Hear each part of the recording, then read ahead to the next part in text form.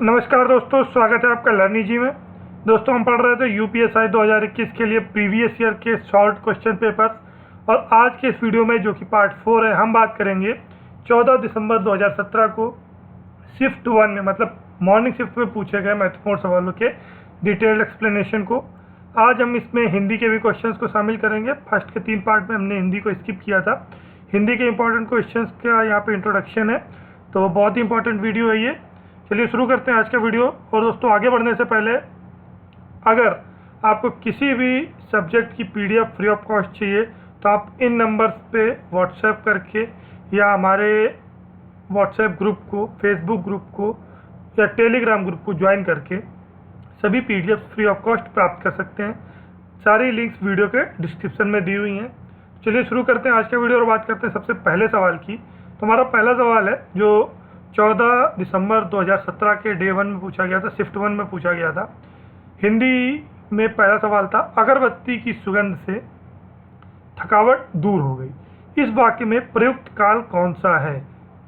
Options थे पूर्ण वर्तमान काल, सामान्य भूतकाल, पूर्ण भूतकाल या अपूर्ण भूतकाल। तो इस वाक्य को अगर हम पढ़ेंगे डिटेल में कि अगरबत्ती की सुगंध से थकावट दूर हो गई, मतलब भूतकाल में किसी भी कार्य के कंप्लीट होने की बात की जा रही है, थकावट के दूर होने की बात की जा रही है।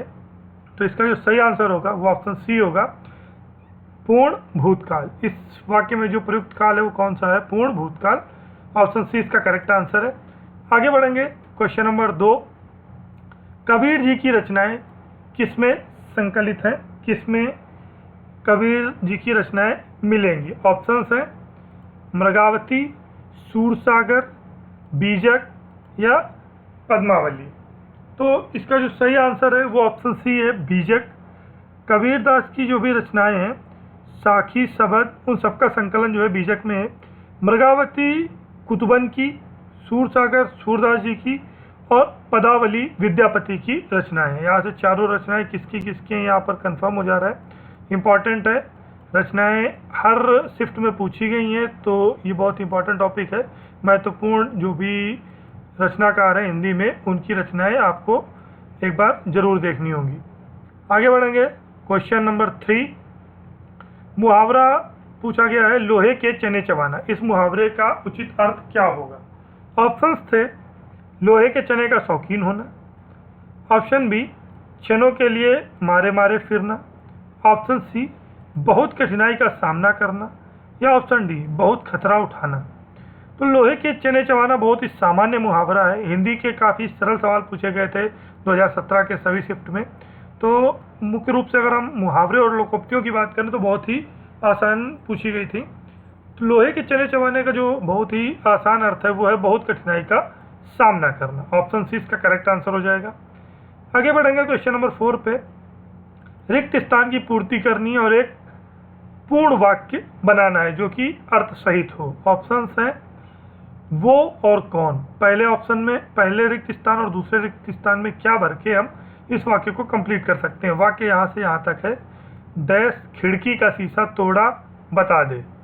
वो खिड़की का शीशा तोड़ा, कौन बता दे, या फिर उसने, तुम्हारे, जिसने, वह, या वह कुछ। तो इसमें जो ऑप्शन सी है, इसको जब हम फिल करेंगे, जिसने खिड़की का शीशा तोड़ा वह बता दे, तो इससे एक सार्थक वाक्य बनता है। तो ऑप्शन सी इसका करेक्ट आंसर होगा। इस प्रकार के सवाल भी हर शिफ्ट में पूछे गए हैं, रिक्त स्थान से एक सार्थक वाक्य बनाना। तो इसका जो सही आंसर है वो क्या हो जाएगा? ऑप्शन सी, जिसने खिड़की का शीशा तोड़ा वह बता दे। अगला सवाल है हमारा क्वेश्चन नंबर 5। निम्न में से कौन सा पुल्लिंग शब्द है? ऑप्शन है चिड़िया, भुजा, जाति या कपड़ा। तो चिड़िया, भुजा, जाति, ये तीनों ही जो है पुल्लिंग शब्द नहीं है। इसमें सिर्फ और सिर्फ कपड़ा पुल्लिंग शब्द है। ऑप्शन डी इसका करेक्ट आंसर है। आगे बढ़ेंगे, क्वेश्चन नंबर 6 है, आप निसंकोच चले जाओ। इस वाक्य में त्रुटि है और इसका शुद्ध वाक्य क्या होगा ये आपको बताना है। ऑप्शंस थे तुम निसंकोच चले जाइए, आप निसंकोच चले जाओ, आप निसंकोच चले जाइए, या आप निसंकोच चले जाएगा। ये एग्जैक्ट ऑप्शंस हैं जो 2017 के 14 दिसंबर के शिफ्ट में पूछे गए थे।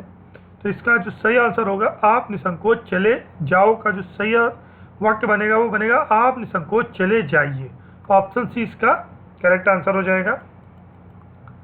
आगे बढ़ेंगे क्वेश्चन नंबर 7। प्रचुर का विलोम शब्द कौन सा है?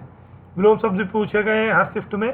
प्रचुर शब्द का विलोम शब्द बताना है ऊर्ध्व, अल्प, मृदुल या निम्न। तो प्रचुर का मतलब होता है पर्याप्त, जिसमें ऊर्ध्व ऊपर की ओर, अल्प कम, मृदुल सॉफ्ट और निम्न स्तर में। जब हम स्तर की तुलना करते हैं तो हम निम्न की बात करते हैं, निम्न या उच्च।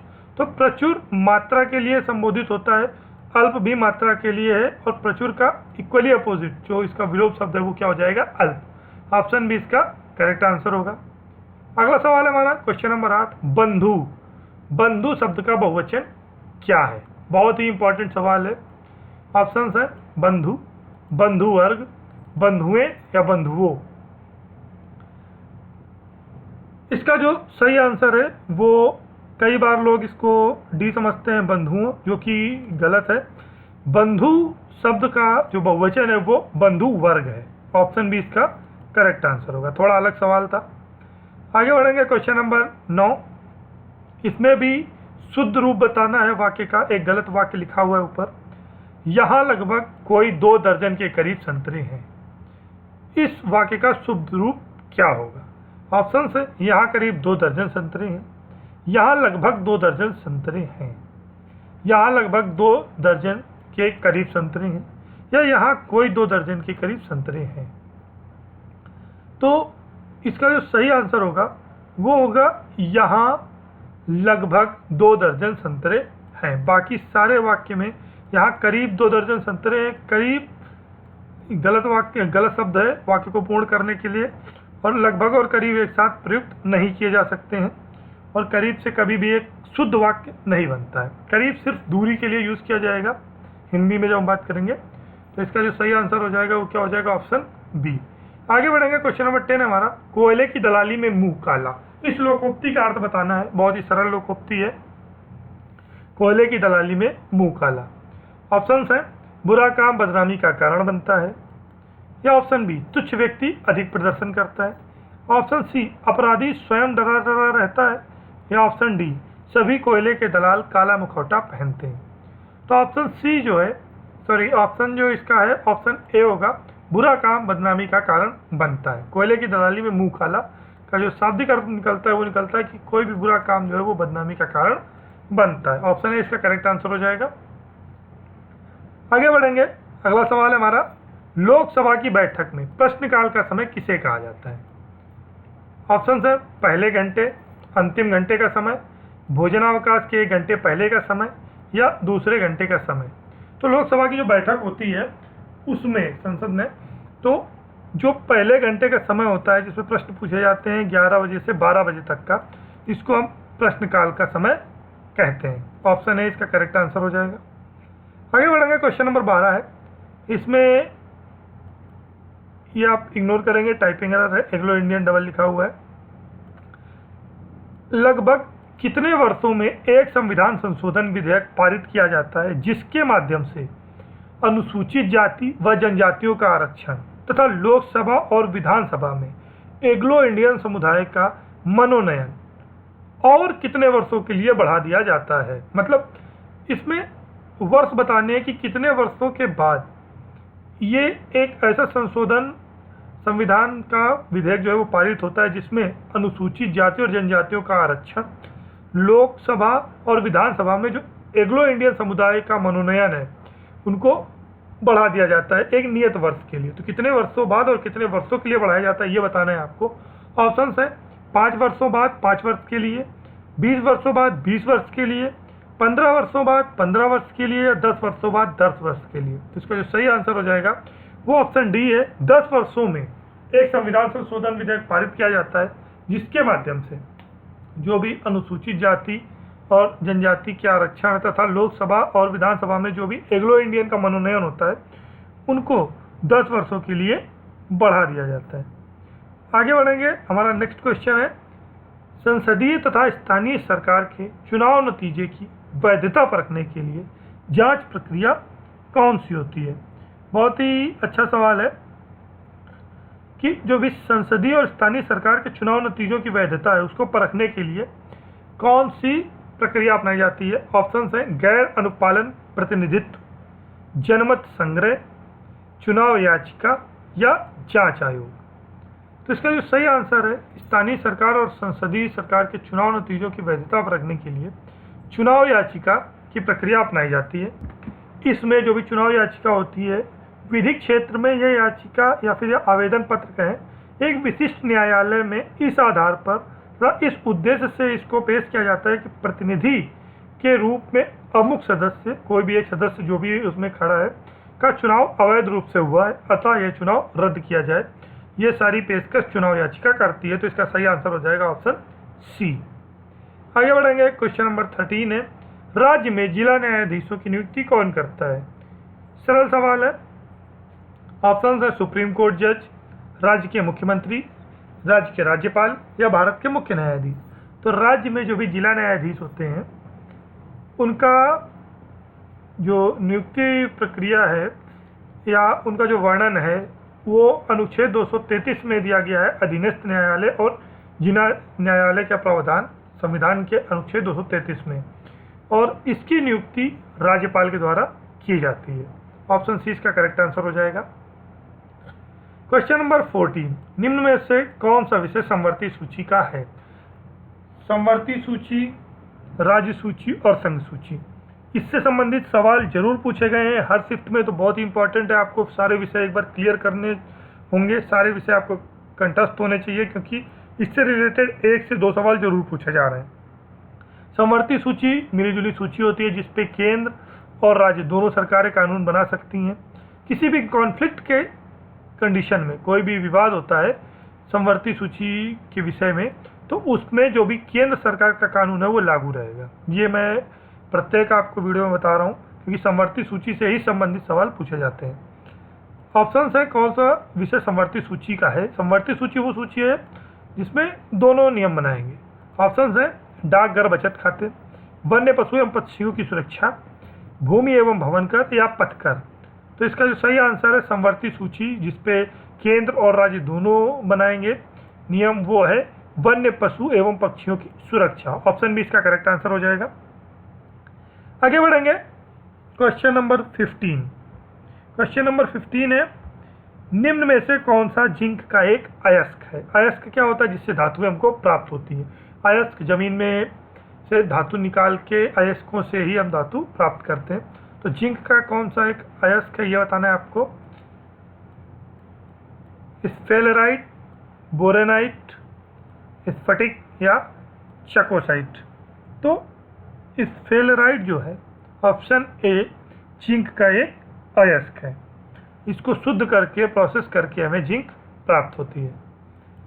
नेक्स्ट क्वेश्चन हमारा, निम्न में से किस राजनेता ने भूदान आंदोलन में सक्रिय भूमिका निभाई थी। इंपॉर्टेंट क्वेश्चन है कि कौन से राजनेता ने भूदान आंदोलन में सक्रिय भूमिका निभाई थी। ऑप्शन है आपके देवीलाल, एम.जी. रामचंद्रन, जयप्रकाश नारायण या बीजू पटनायक। तो इसका जो सही आंसर है वो है ऑप्शन सी जयप्रकाश नारायण। जयप्रकाश नारायण एक फ्रीडम फाइटर थे और 1970 में इंदिरा गांधी के विरुद्ध विपक्ष का नेतृत्व इन्होंने किया था। साथ ही साथ 1948 में इन्होंने ऑल इंडिया कांग्रेस सोशलिस्ट की स्थापना की। 1953 में कृषक मजदूर प्रजा पार्टियों में विलय के साथ इन्होंने सक्रिय भूमिका निभाई। जो विनोबा भावे का भूदान आंदोलन था उसमें जयप्रकाश नारायण जी जुड़े और एक बहुत ही सक्रिय भूमिका इन्होंने अपनी उसमें स्थापित की। तो इसका जो सही आंसर है वो क्या है, जयप्रकाश नारायण। आगे बढ़ेंगे। क्वेश्चन नंबर 17, अखिल इस्लामिक आंदोलन तहरीके रेशमी रुमाल किस आंदोलन से शुरू हुआ था। तहरीके रेशमी रुमाल क्योंकि एक अखिल इस्लामिक आंदोलन था। ऑप्शन से बरेली आंदोलन, देवबंद आंदोलन, खिलाफत आंदोलन या फिर बहावी आंदोलन। तो अखिल भारतीय जो भी इस्लामिक आंदोलन था तहरीके रेशमी रुमाल, ये देवबंद आंदोलन से शुरू हुआ था।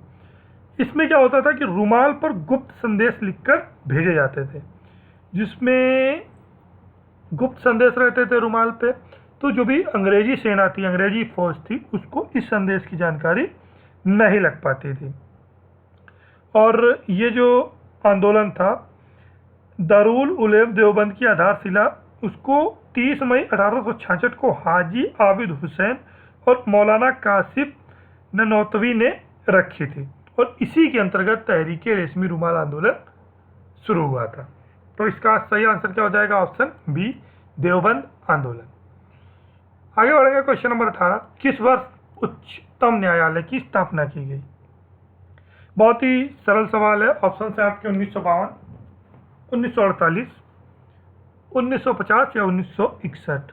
तो उच्चतम न्यायालय की जो स्थापना हुई वो 1950, 28 जनवरी 1950 को इसकी स्थापना की गई।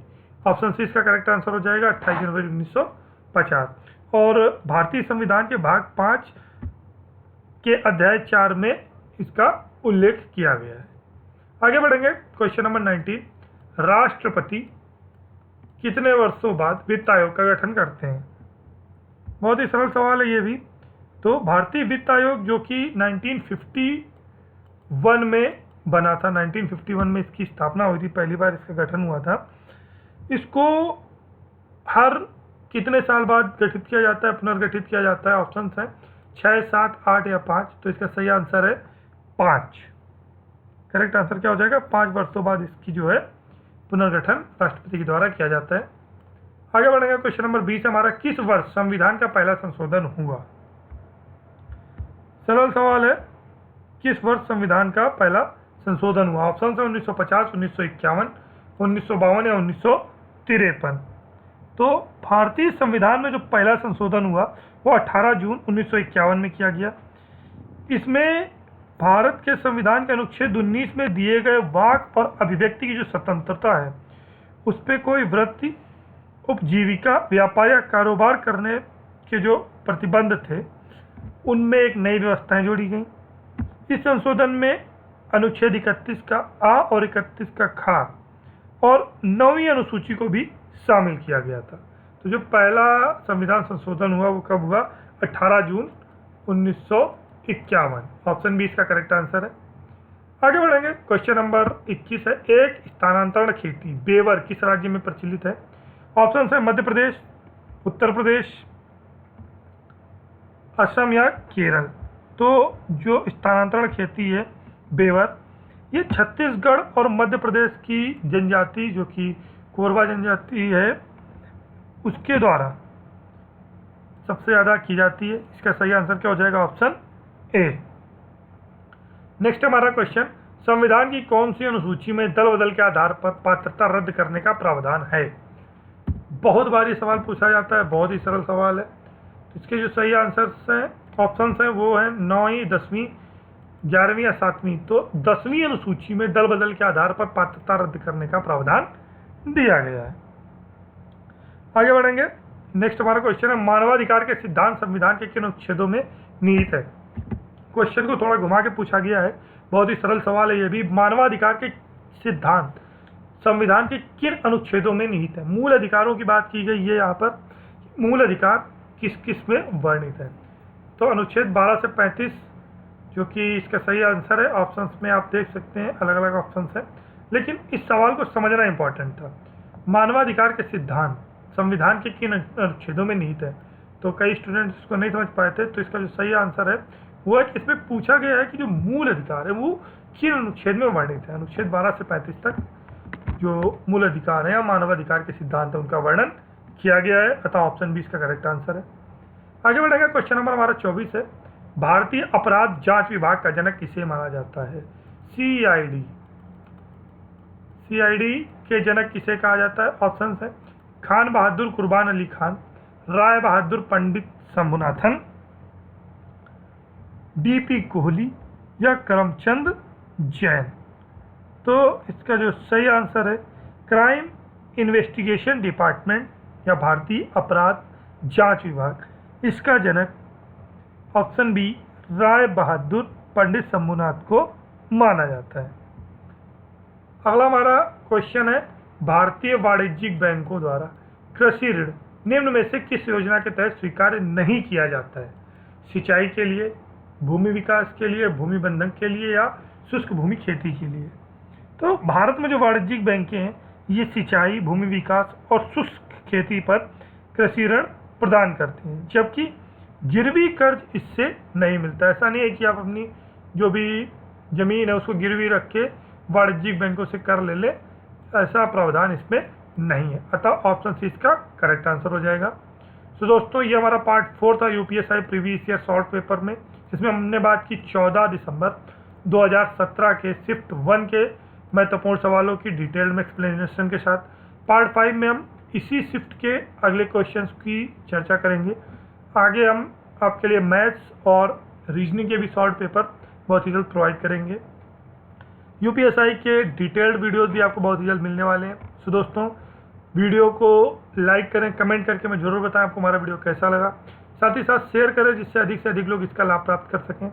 महत्वपूर्ण जीके की लिंक्स, बहुत सारे जो भी प्लेलिस्ट हैं जो कि आपके यूपीएसआई के लिए बहुत ही इंपॉर्टेंट होने वाली हैं, डिस्क्रिप्शन में दी हुई हैं, आप वहाँ से क्लिक करके ज़रूर वीडियोस देखें। ट्रिकी जीके के बहुत सारे लगभग 50+ वीडियोस आपको वहाँ पर दिए गए हैं, जिसमें आप बहुत ही आसानी से जीके को ट्रिक के माध्यम से याद कर सकते हैं। सो दोस्तों आज का हमारा वीडियो यहीं तक। नेक्स्ट वीडियो पार्ट 5 जल्दी आपको प्राप्त होगा। Thanks for watching, have a good time.